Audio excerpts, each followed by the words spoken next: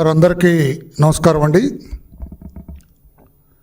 మాజీ ముఖ్యమంత్రి నేడు పులివెందల శాసనసభ్యుడు జగన్మోహన్ రెడ్డి గారు, ఆయనదంతా క్షుద్ర రాజకీయం. ఈ క్షుద్ర రాజకీయానికి అనుగుణంగా తన కరపత్రిక అయిన సాక్షిలో చెత్తరాతలు ఇది జరుగుతున్నది. జగన్మోహన్ రెడ్డిది క్షుద్ర రాజకీయం, తదనుగుణంగా సాక్షి పత్రికలో చెత్తరాతలు. సాక్షి పత్రిక అంటే అది వార్తాపత్రిక కాదు, వార్తాపత్రిక కాదు, అది జగన్మోహన్ రెడ్డికి, జగన్మోహన్ రెడ్డి పార్టీకి అదొక కరపత్రిక. ఏమి చెత్తరాతలు రాస్తారండి? ఈ రోజున డాక్టర్ బిఆర్ అంబేద్కర్ జన్మదినాన్ని, 134వ జన్మదినాన్ని రాష్ట్ర వ్యాప్తంగా, దేశవ్యాప్తంగా, ప్రపంచవ్యాప్తంగా కూడా బ్రహ్మాండంగా జరుపుకుంటుంటే వీళ్ళు చెత్తరాతలు రాస్తారు ఆ కరపత్రికలో. నేను దాన్ని వార్తాపత్రిక కింద ఎప్పుడు కూడా పరిగణించలేదు. I don't say it is a news paper. అదొక పాంప్లెట్.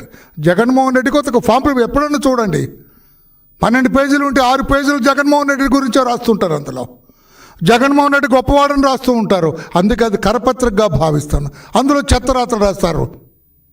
విజయవాడ స్వరాజ్ మైదాన్లో ఉన్న ఈ డాక్టర్ బిఆర్ అంబేద్కర్ ఈ స్మృతివనాన్ని మెయింటెనెన్స్ సరిగా చేయటం లేదు. అది పీపీపీ కింద దాన్ని టెండర్స్ పిలుస్తున్నారు, ప్రైవేట్ పరం చేస్తున్నారు అంటారు. మై డియర్ జగన్మోహన్ రెడ్డి, ప్రభుత్వం ఎప్పుడు కూడా డాక్టర్ బిఆర్ అంబేద్కర్కి అత్యంత గౌరవాన్ని ఇచ్చింది చంద్రబాబు నాయుడు గారి ప్రభుత్వం, తెలుగుదేశం పార్టీ.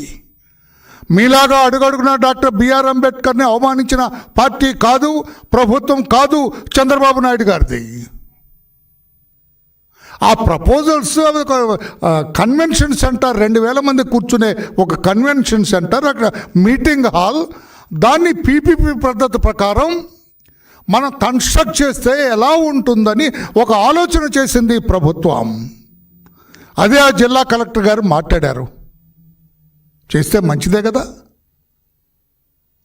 బ్రహ్మాండంగా నిర్మాణం జరుగుతుంది కదా. 2000 మంది, 2500 మంది కూర్చొని ఒక సమావేశాన్ని ఏర్పాటు చేసుకునే బ్రహ్మాండమైన ఎయిర్ కండిషన్ హాల్ నిర్మాణం పీపీపీ పద్ధతిలో చేయాలని ఒక ఆలోచన ఉన్నది ప్రభుత్వానికి. ఇది మొత్తం ప్రైవేట్ పరం చేస్తున్నారు. అంబేద్కర్ గారినే ప్రైవేట్ పరం చేస్తున్నారు. చెయ్యరండి. అక్కడ అంబేద్కర్ దగ్గర పగలగొట్టారు. అన్ని తప్పుడు రాతలు. అందుకే కరపత్రిక, అది వార్తాపత్రిక. అదే వార్తాపత్రిక అయితే రాయరు, అది నిజంగా సార్ అంటారు కొంతలో కొంత. అది కరపత్రిక కనుక జగన్మోహన్ రెడ్డి ఏది చెబితే అదే రాస్తారు. ఏం పగలగొట్టారు? పగలగొట్టిన మాట కరెక్ట్. అక్కడ పత్రిక మీరు కూడా వినాలి, జగన్మోహన్ రెడ్డి మనస్తత్వం ఏంటో మీరు కూడా వినాలి. ఆ అంబేద్కర్ ఆ పెద్ద ఎత్తైన విగ్రహాన్ని 400 కోట్ల రూపాయలు, 404 కోట్ల రూపాయలు ఖర్చు పెట్టి నిర్మించిన మాట కరెక్టే, నేను కాదంటం లేదు. మంచి నిర్మాణం జరిగింది, నేను కాదంటలేదు నేను. కానీ డాక్టర్ బిఆర్ అంబేద్కర్ గొప్ప, జగన్మోహన్ రెడ్డి గొప్ప అని మీరు చెప్పండి. మీరు ఐఎమ్ సారీ టు సే, మీరు దీంట్లోంచి వచ్చారు, ఒక మంచి సామాజిక వర్గం నుంచి వచ్చారు మీరు. డాక్టర్ బిఆర్ అంబేద్కర్ గొప్పవాడా, జగన్మోహన్ రెడ్డి గారు గొప్పవారండి? 11 ఛార్జ్షీట్లు సిబిఐ వేసింది మన జగన్మోహన్ రెడ్డి గారి మీద. 5 ఎన్ఫోర్స్మెంట్ డైరెక్టరేట్ కేసులు వేసిందండి మన జగన్మోహన్ రెడ్డి మీద. ప్రతి శుక్రవారం కోర్టుకు వస్తాడండి మన జగన్మోహన్ రెడ్డి గారు. ఆయన ఏం చదువుకున్నాడు ఇప్పటికి కూడా పెద్ద రహస్యంగా ఉండిపోయిందండి ఆంధ్రప్రదేశ్ రాష్ట్రంలో జగన్మోహన్ రెడ్డి గారు. తల్లిని చెల్లిని తరిమి కొట్టిన వ్యక్తి అండి మన జగన్మోహన్ రెడ్డి గారు. అవగాహన లేని వ్యక్తి అండి జగన్మోహన్ రెడ్డి గారు. 5 ఏళ్ల పరిపాలన అదొక అరాచక పరిపాలన అండి జగన్మోహన్ రెడ్డి గారిది. ఈయన గొప్ప, ప్రపంచ మేధావి, భారతదేశానికి అత్యున్నతమైన రాజ్యాంగాన్ని రచించి వశం చేసిన వ్యక్తి డాక్టర్ బిఆర్ అంబేద్కర్. ఆయన గొప్పవాడా? ఆయనండి జగన్మోహన్ రెడ్డి అండి. ఆ విజయవాడ స్వరాజ్ మైదాన్లో నిర్మితమైన ఆ అంబేద్కర్ ఆ సముదాయంలో వైఎస్ జగన్మోహన్ రెడ్డి అనే అక్షరాలు, పెద్ద అక్షరాలు డాక్టర్ బిఆర్ అంబేద్కర్ ఏమో చిన్న అక్షరాలు పెట్టాడు. దానికి కడుపు మండిన ఒక దళితుడు వెళ్ళి సుత్తి తీసుకెళ్ళి దాన్ని పగలగొట్టాడట. అది చంద్రబాబు నాయుడు గారు ఆయన ఇంట్లో నుంచి సుత్తి తీసుకెళ్ళి ఈయనే పగలగొట్టినట్టుగా రాస్తాడు. ఇది చెత్తరాతలు కదండి జగన్మోహన్ రెడ్డి గారు. నేను ఈ రోజున అంటున్నాను, నేను చంద్రబాబు నాయుడు గారికి అత్యంత గౌరవం ఉన్నది డాక్టర్ బిఆర్ అంబేద్కర్ అంటే. మీకున్నదా జగన్మోహన్ రెడ్డి గారు? జగన్మోహన్ రెడ్డి గారు మీకు డాక్టర్ బిఆర్ అంబేద్కర్ పట్ల గౌరవం ఉన్నదా? గౌరవం ఉంటే జగన్మోహన్ రెడ్డి గారు మీరు ముఖ్యమంత్రిగా ఉండగా, అంతకుముందు ముఖ్యమంత్రిగా ఉన్న చంద్రబాబు నాయుడు గారు దళిత బిడ్డలు విదేశాలకు వెళ్ళి చదువుకునే అవకాశం ఇచ్చిన ఒక పథకానికి డాక్టర్ బిఆర్ అంబేద్కర్ విదేశీ విద్యా విధానం అని పెడితే, మీరు ముఖ్యమంత్రి అయిన తర్వాత డాక్టర్ బిఆర్ అంబేద్కర్ పేరు తీసేయండి, నా ముందు ఆయనంతా అని చెప్పి వైఎస్ జగన్ విదేశీ విద్యా విధానం అని పెట్టుకుంది. నిజం కాదా? మీకు గౌరవం ఉందా డాక్టర్ బిఆర్ అంబేద్కర్ అంటే? నిజం చెప్పండి. మీరు ముఖ్యమంత్రిగా ఉండగా జగన్మోహన్ రెడ్డి గారు దళిత పథకాలు ఎన్ని చేశారండి? Best available schools Chandrababu Naidu గారు ఉండగా పేద విద్యార్థులు చదువుకోవటానికి బెస్ట్ అవైలబుల్ స్కూల్స్, పెద్ద టెక్నో స్కూల్స్, వీటన్నిటిలో కూడా దళిత బిడ్డలకి ఇంత కోటా ఇవ్వాలని పెట్టి ఆ బిడ్డలను అక్కడ చేర్పించి చదివించిన మహానుభావుడు నారా చంద్రబాబు నాయుడు గారు. మీరు అసలు స్కూల్స్ విధానాన్ని తీశారు. భూమి కొనుగోలు పథకం ఉంది, దళితులకి భూములు ఇవ్వాలని. చంద్రబాబు నాయుడు గారు గతంలో ముఖ్యమంత్రిగా 5 ఏళ్ళు చేస్తే 5 ఏళ్ళు ఈ పథకం వల్ల ఉంది. మీరు వచ్చిన తర్వాత ఎగిరిపోయింది. అంబేద్కర్ స్టడీ సర్కిల్స్ పెట్టినారు నారా చంద్రబాబు నాయుడు గారు, మీరు వచ్చిన తర్వాత ఎత్తేసారు. ఎంతోమంది బిడ్డలు ఐఏఎస్ కానీ ఐపీఎస్ కానీ గ్రూప్ 1 గ్రూప్ 2 సర్వీసెస్ ట్రైనింగ్ ఇచ్చేవాళ్ళు అక్కడ. మీరు వచ్చిన తర్వాత అది ఎత్తేసారు. కులాంతర వివాహాలకు ప్రోత్సాహకాలు ఇచ్చారు చంద్రబాబు నాయుడు గారు, మీరు వచ్చిన తర్వాత అది ఎత్తేసారు. ఈ రకంగా 29 పథకాలు రద్దు చేసి దళితులకు అన్యాయం చేసింది మీరు మిస్టర్ జగన్మోహన్ రెడ్డి. చంద్రబాబు నాయుడు గారిని తప్పు పట్టే హక్కు మీకు లేదు అని చెప్పి కూడా నేను తెలియజేస్తున్నా. 33,000 కోట్ల రూపాయలు ఎస్సీ సప్లాన్ నుంచి దారి మళ్లించారు మీరు దళితుల అభివృద్ధికి, దళితుల ఉన్నతికి ఉపయోగపడవలసిన 33,000 కోట్ల రూపాయలు దళితేతర పనులకి మీరు దారి మళ్లించారు. మీరు గొప్ప, చంద్రబాబు నాయుడు గారు గొప్ప? మీకు దళితుల పట్ల ప్రేమ ఉన్నదా? చంద్రబాబు నాయుడు గారికి ప్రేమ ఉన్నదా? చెప్పండి. గుండెమే చేసుకొని మిస్టర్ జగన్మోహన్ రెడ్డి గారు, దళితులు మీ పాలనలో అడుగడుగున అవమానాలకు గుర్తయ్యారు. మాస్క్ కావాలని అడిగిన సుధాకర్ చచ్చిపోయాడండి మీ హయాంలో. ఇసుక అక్రమ రవాణా జరుగుతుందని చెప్పిన వాడికి పోలీస్ స్టేషన్లో గుండు కొట్టించారండి మీరు. అంటే మీ పాలనలో లిక్కర్ రేట్లు విపరీతంగా పెరిగినాయి. నాసిరకం మద్యం సరఫరా చేస్తున్న ప్రశ్నిస్తే వాడు ఓంప్రకాష్ చెట్టుకు వేలాడినాడండి. దళిత మహిళలను అవమానించారండి. ఈ రకంగా దళితులందరికీ అన్యాయం చేసిన మీరు చంద్రబాబు నాయుడు గారిని తప్పుపడతారా? ఆనాడు కూడా పత్రికా సోదరులు మీకు ఒక విషయాన్ని నేను గుర్తు చేయాలా, మీరు కూడా ఎందుకో పూర్తిగా అన్నీ ఇచ్చేయట్లేదు. జగన్మోహన్ రెడ్డి గారు 5 ఏళ్ల పరిపాలనలో 56,981 దాడులు జరిగినాయి దళితుల మీద. 56,981 5 ఏళ్ల పరిపాలనలో. అంటే సంవత్సరానికి 10,000 దాడులు, అంతే కదా. సంవత్సరానికి 11,000 దాడులు జరిగినాయి దళిత వర్గాల మీద చంద్రబాబు నాయుడు గారి దగ్గర జరిగినాయి ఆయన ముఖ్యమంత్రిగా ఉండగా.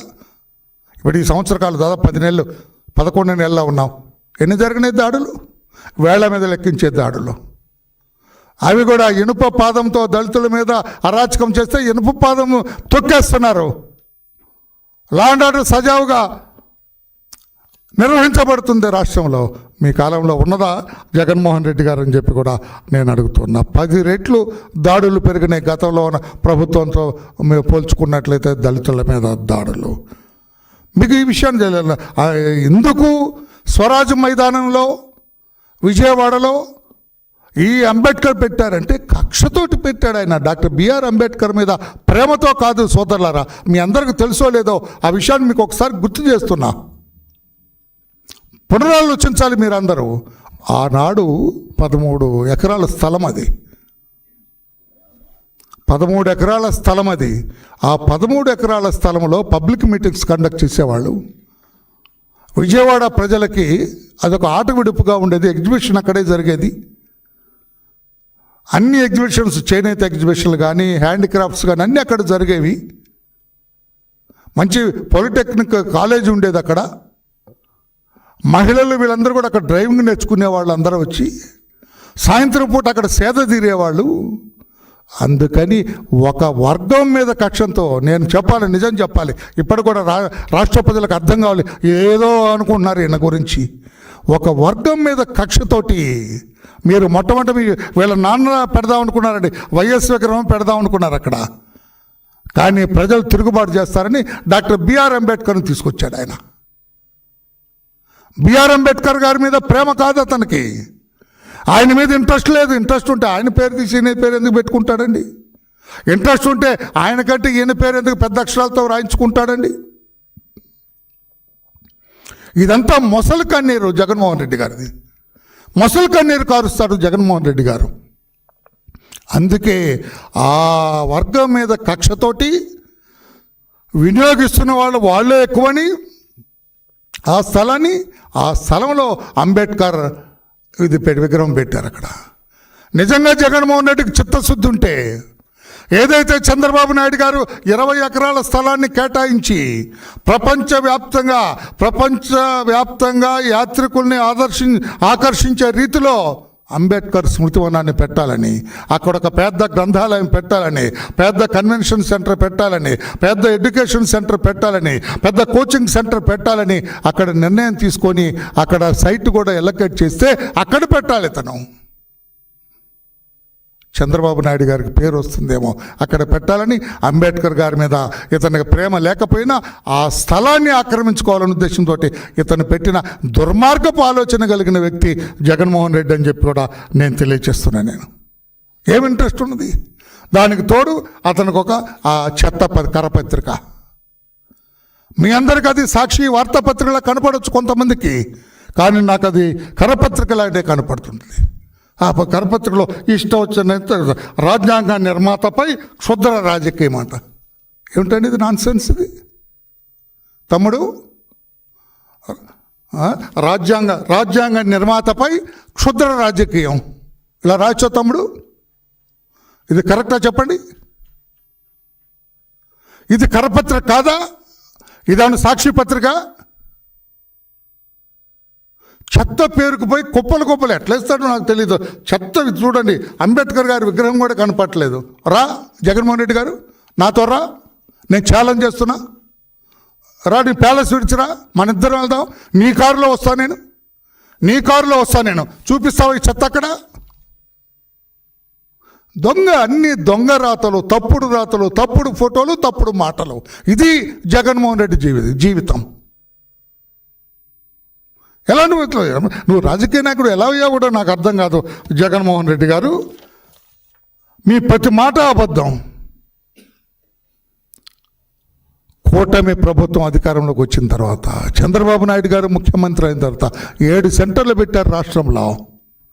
ఐఐటి నీట్ ఎగ్జామినేషన్కి వెళ్ళే వాళ్ళకి కోచింగ్ ఇవ్వాలని చెప్పి, ఆ బిడ్డల నుంచి ఇంజనీర్సు, డాక్టర్సు దళిత వర్గాల నుంచి రావాలని రాష్ట్ర వ్యాప్తంగా 7 SC coaching centres for IIT and NEET ఎగ్జామినేషన్స్కి పెట్టారు. మీ కాలంలో ఎప్పుడైనా పెట్టారా?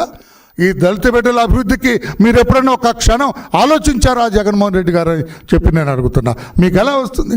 363 కోట్ల ఫీజు రీయింబర్స్మెంట్ బకాయిలు ఈ ప్రభుత్వం చెల్లించింది. మీరు అప్పులు పెట్టెళ్తే ఈ దళిత బిడ్డలకి 363 కోట్ల రూపాయలు మీరు అప్పు పెట్టెళ్ళారు దళిత బిడ్డల ఫీజు రీయింబర్స్మెంట్ చేయకుండా.